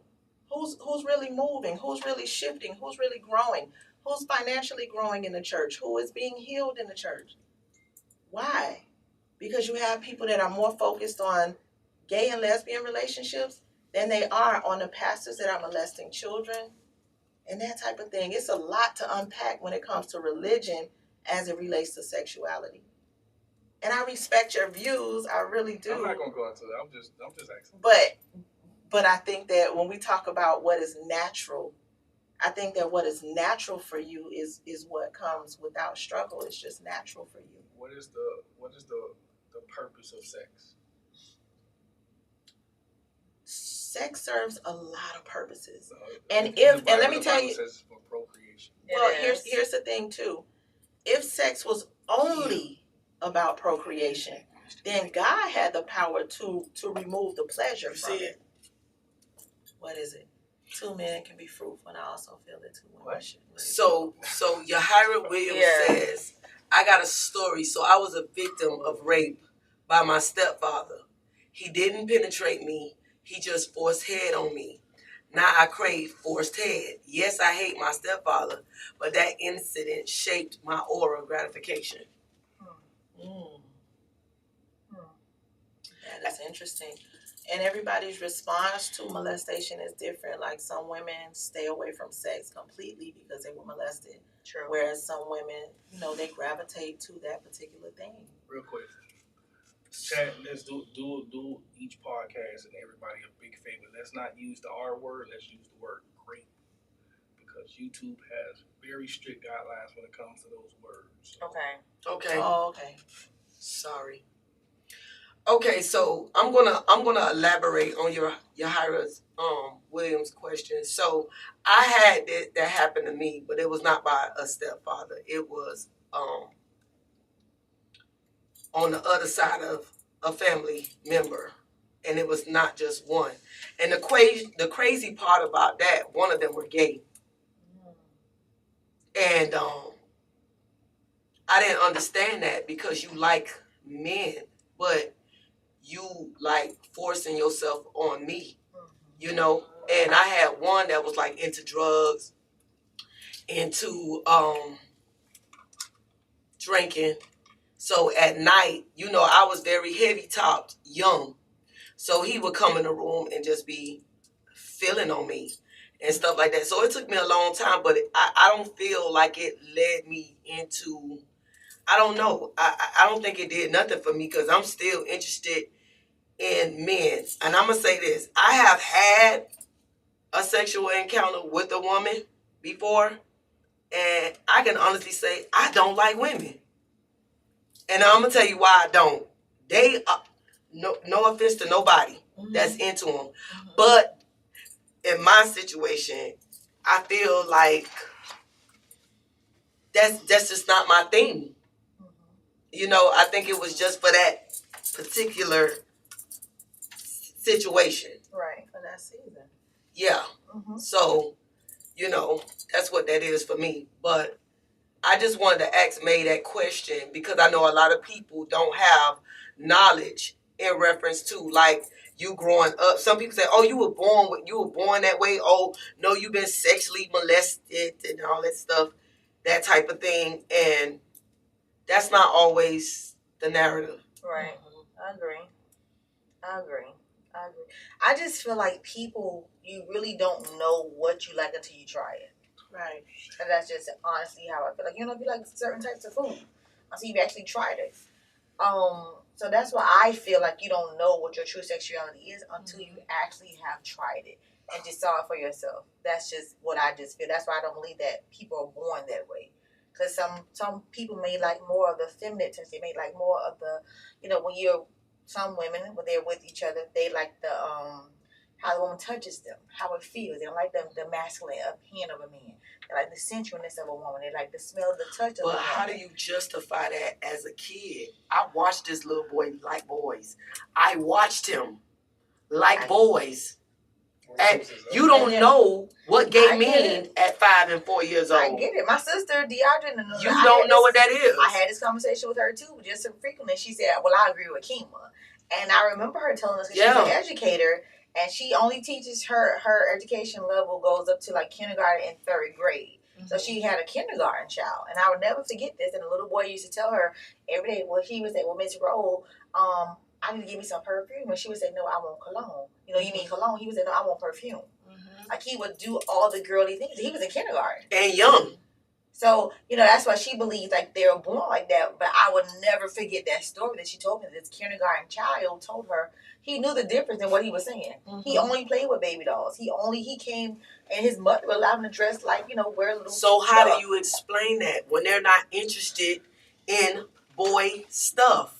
I don't. As a baby, they're not introduced. They're not molested. Let's just say that's not right. You know that because that's not always the case. It isn't. You get what I'm saying? And how do you explain it? Like you know. So I do believe that some grow up that way. You understand what I'm saying? Maybe it's a gene. I don't know.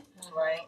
You understand? But I watched him as a child. I get it. I think too. Like I think too, girl like stuff. the downfall. One downfall that I believe we have as humans is that we want to know every single thing about every single thing. Right. We don't. You know what I'm saying? Like I don't just walk around and need to know like where your sexuality with men started, right? But a lot of times in our community, we meet people that want to know, like, what was your coming out story? Who did you tell first? And what, you know what I mean? Interviewing is different, right? Because you do want to explore different topics during an interview. Right.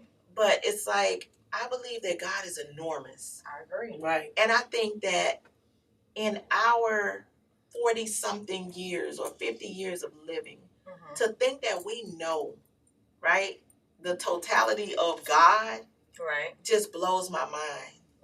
To think that, you know, we don't have people that are gay that God has anointed to teach the word of God, right?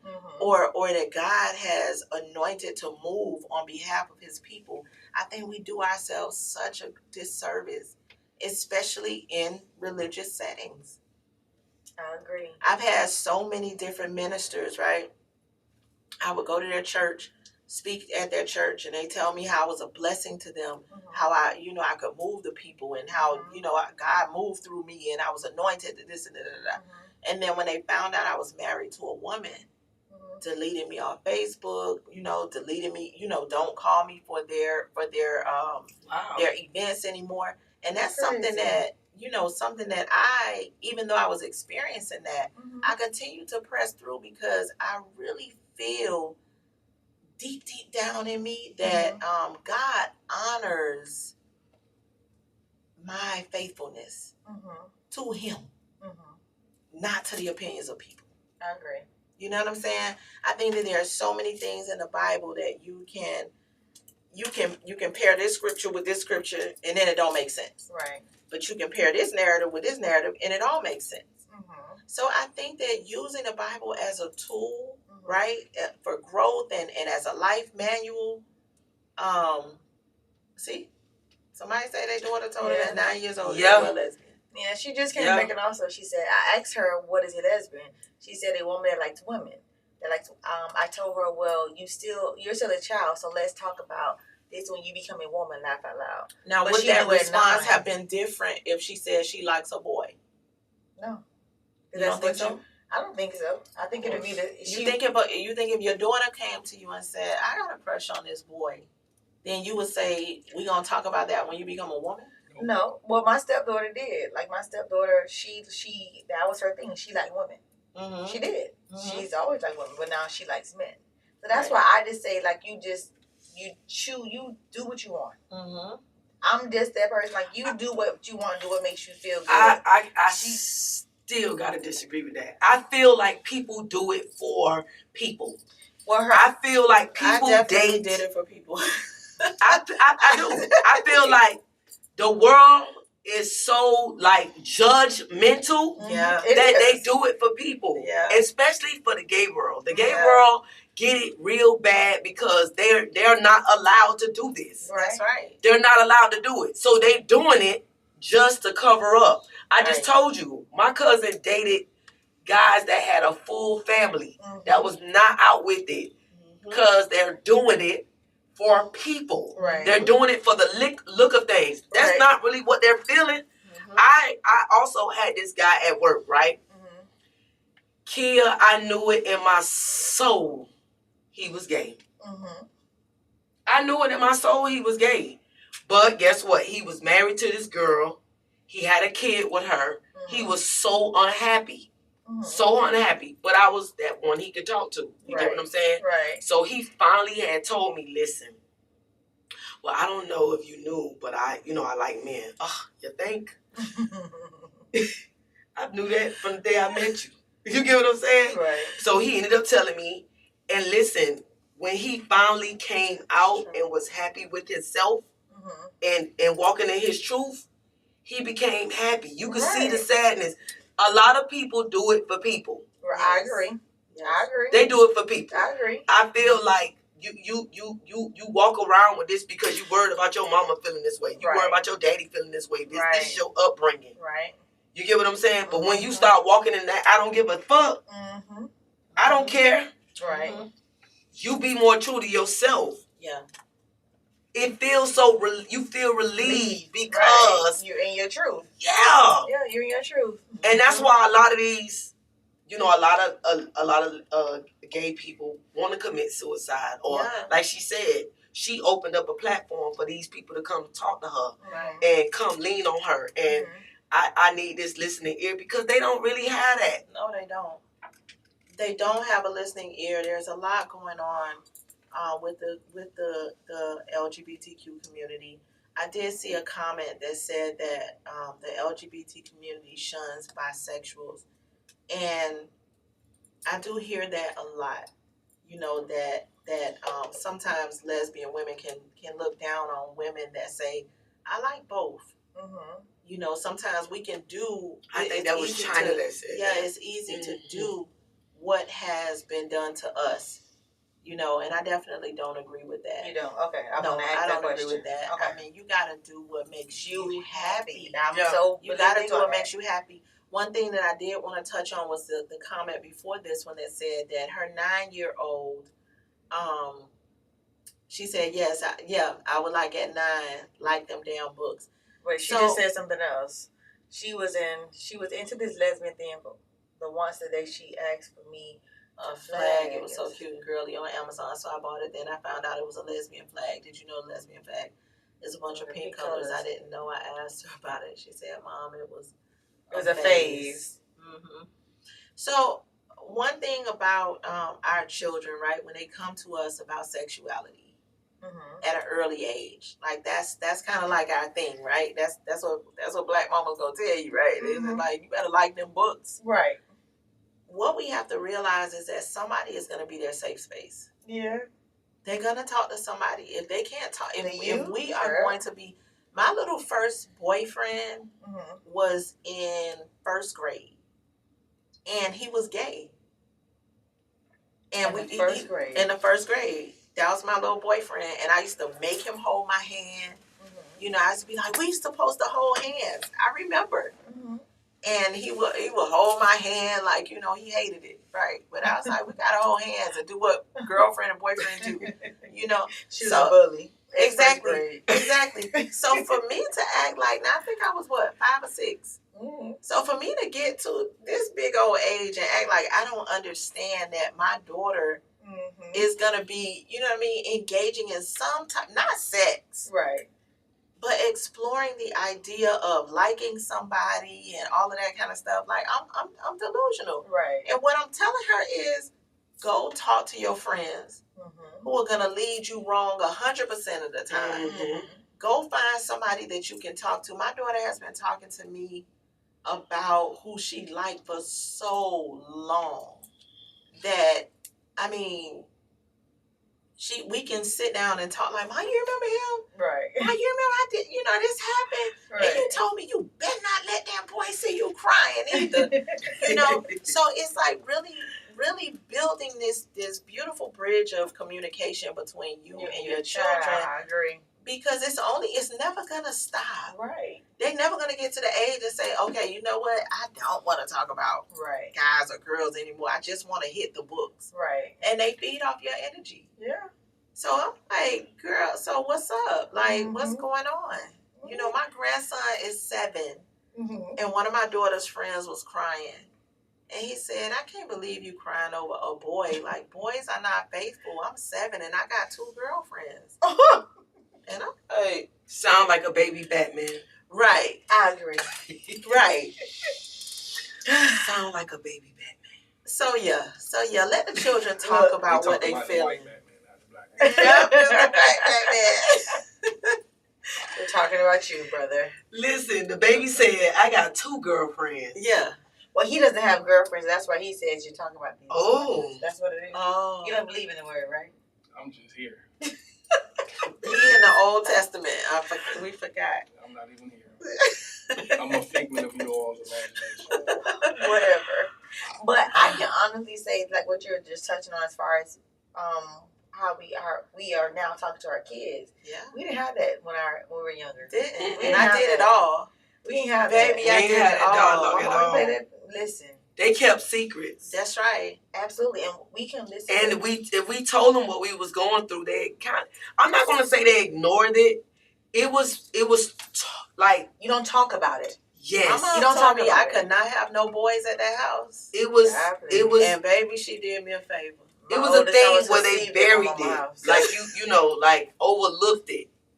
You can't tell me no shit like this, what I would have told my mom back in Right, the day, somebody right. touching on me. Right. I would bite somebody about my kids. Whole face off. Fuck 'em Right. up. I ain't gonna lie. Nope. So back then they were taught to Be quiet. be Yeah. quiet. Correct. And guess what? You still communicating with these motherfuckers. Like, see them at every family function. Yeah.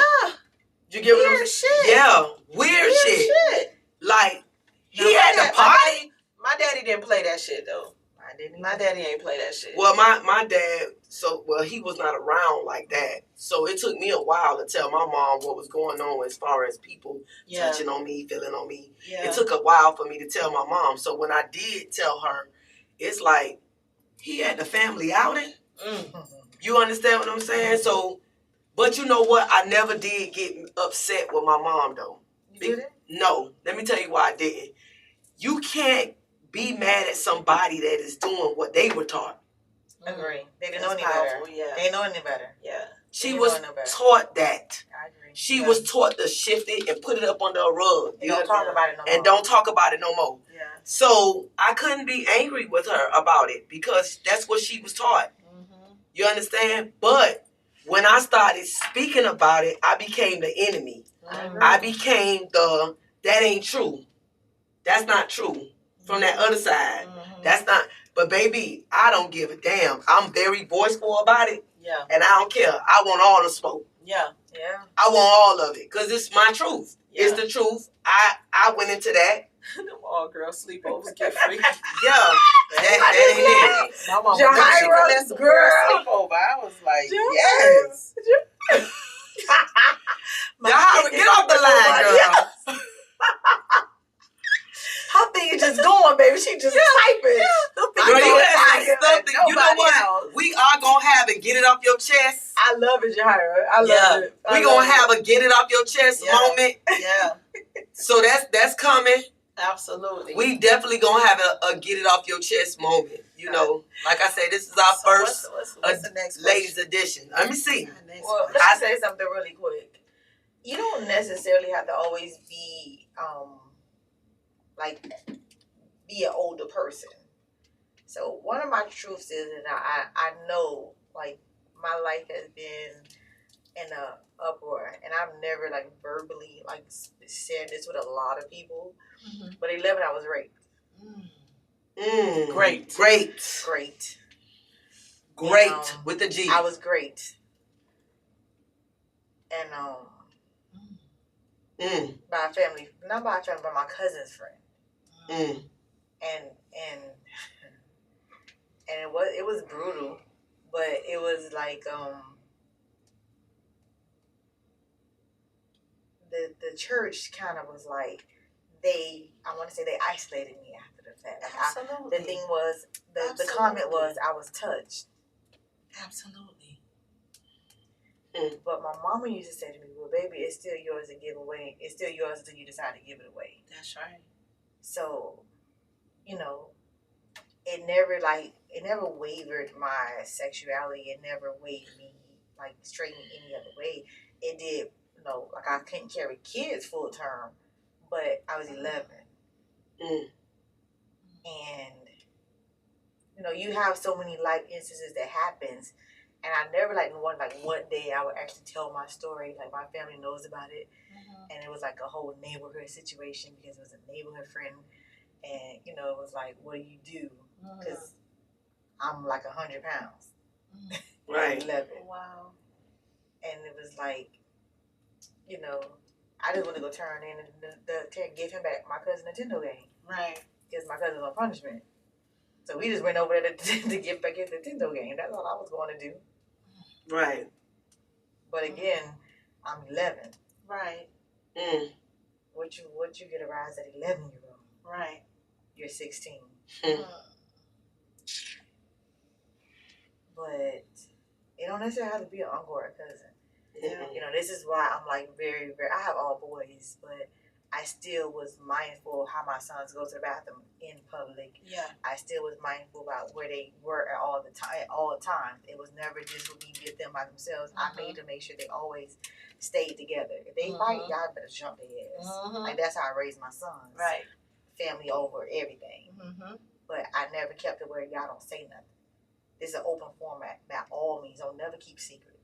Because the secrets is something that actually comes back on you and it haunts you. That's right. In your darkest hour, you remember those things. So be very vocal. I allow my sons to always be vocal at all times. I just let them hit the red button. The red button was they want to curse. Mom, can I say it? Can I say it? Yeah. Hit the red button. Fuck you. Yeah. That's my kids. Yeah. I was okay with it because they're men. I would let them express themselves. That's right. Because that's how you feel sometimes. That's And a I was like, thing. I didn't let them just be okay with just not being able to say whatever they want to say in front of me. But y'all don't fight. Go outside. Don't fight in my house because y'all tell my shit I'm gonna beat y'all ass. Right. Go outside and fight that shit on out and come back in the house and go to fuck to sleep. Take a bath and go to sleep. That's how I raised them. Right. But I let them talk. I don't like secrets. Yeah. Secrets don't do anything but just haunt you. Right. And it had for a very long time for me because I used to have to go to counseling across the street from the Orange Bowl back in the days. Go to counseling for a long time. I had to go to Jackson and go get a shot in my ass at 11 years old to make sure I don't have no sexually transmitted disease. And I'm getting a rape kit done on me at 11. So it's a great thing set on me at 11 years old.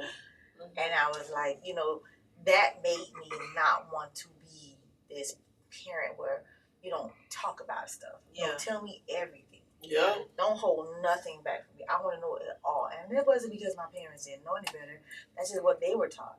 Yeah. Right. Don't tell my business. Yeah. Hush. Don't talk about it. Right. Go to sleep or to go away. Yeah. No, I never did. No. I'm still this age and I still think Yeah, about you it. be messed up. Right. You're still thinking about it. You Those be messed traumas up. I want to talk about. I want to know. Let's figure out how we can work through these things. Let's figure out how we can get past these things. Right. Yeah, you be messed up. And men feel like it's not okay to cry. It is. Yeah. Yeah, man. You're emotional. You have feelings too. Yeah. It's okay to cry. It's okay to feel some type of way about certain things. Tell me what you're feeling. Right. If you can't tell what you're feeling, tell somebody. Yeah. But don't hold it in because you're a man. Don't hold it in because you just feel like somebody gonna look at you like you soft because you're emotional about something. Nah. Right. Right. That's not how that goes. Right.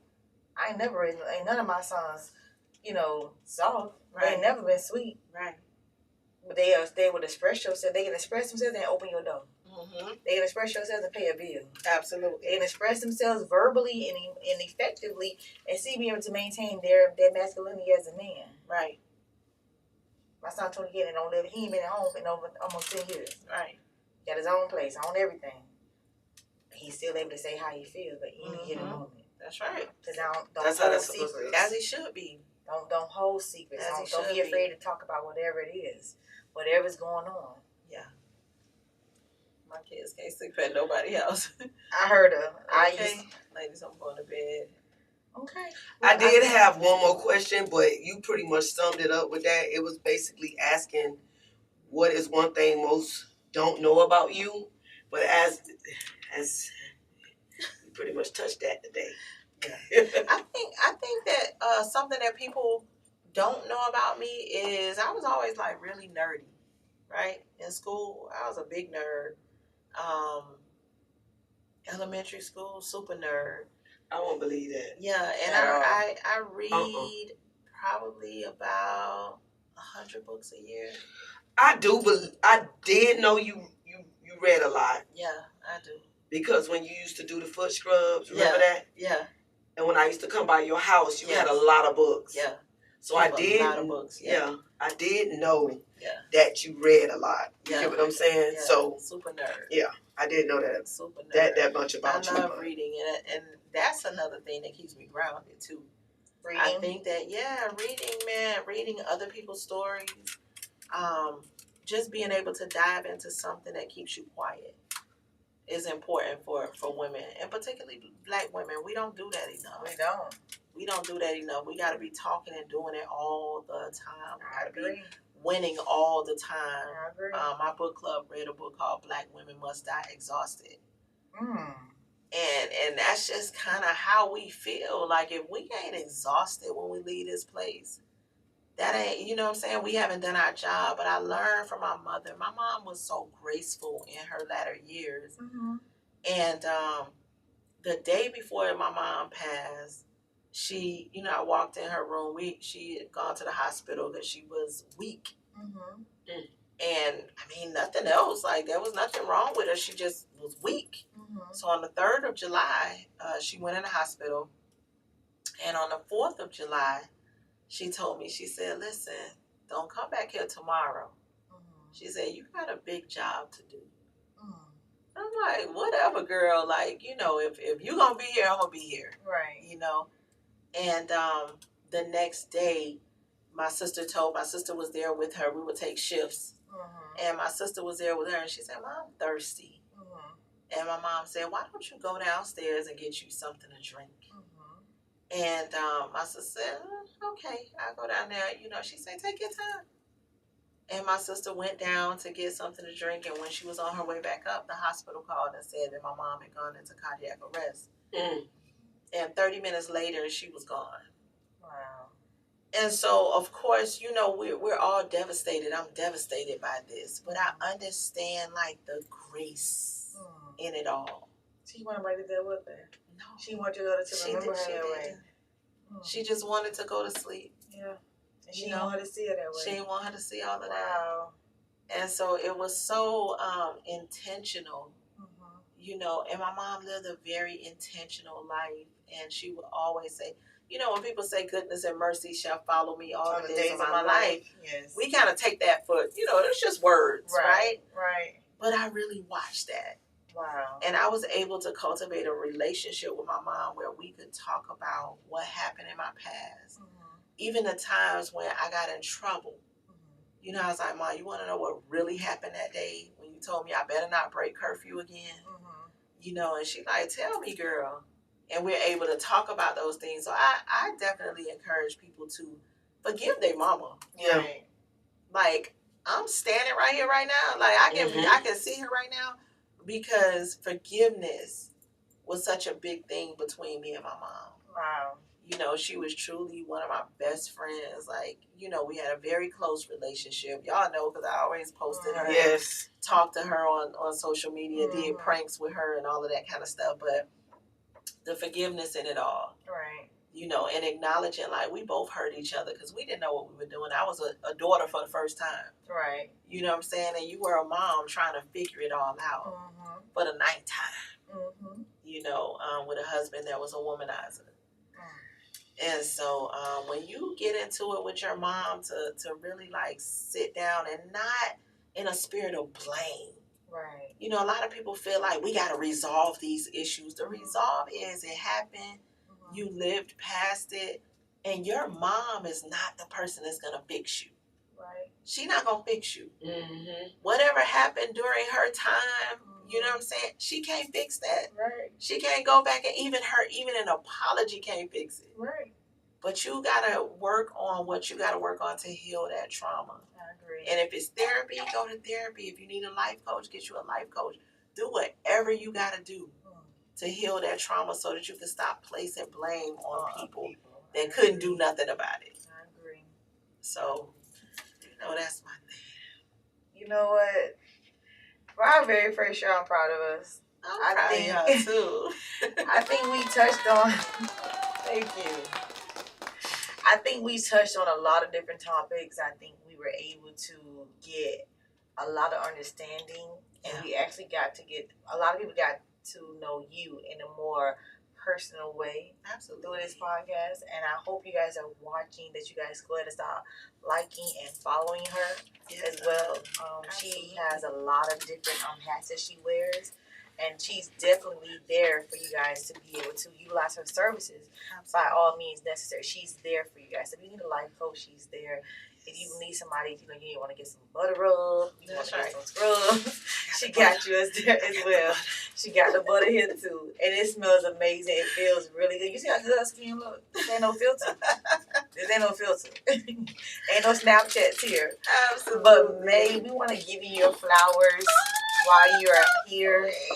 These are your flowers from us, from Kima, the OPOV, and the BDR room. Y'all so sweet. You're so welcome. intentional. I love it. We are giving you your flowers while you're here. We appreciate you. We adore you. We want to continue to watch your journey. Do whatever the next chapter in your life will be. We want to be right here with you as you soar through your next lifetime. Absolutely. So we appreciate you for spending your time with us. Thank you. We love you. We appreciate you so much. We thank you guys for sticking it out with us and being a part of our very first episode.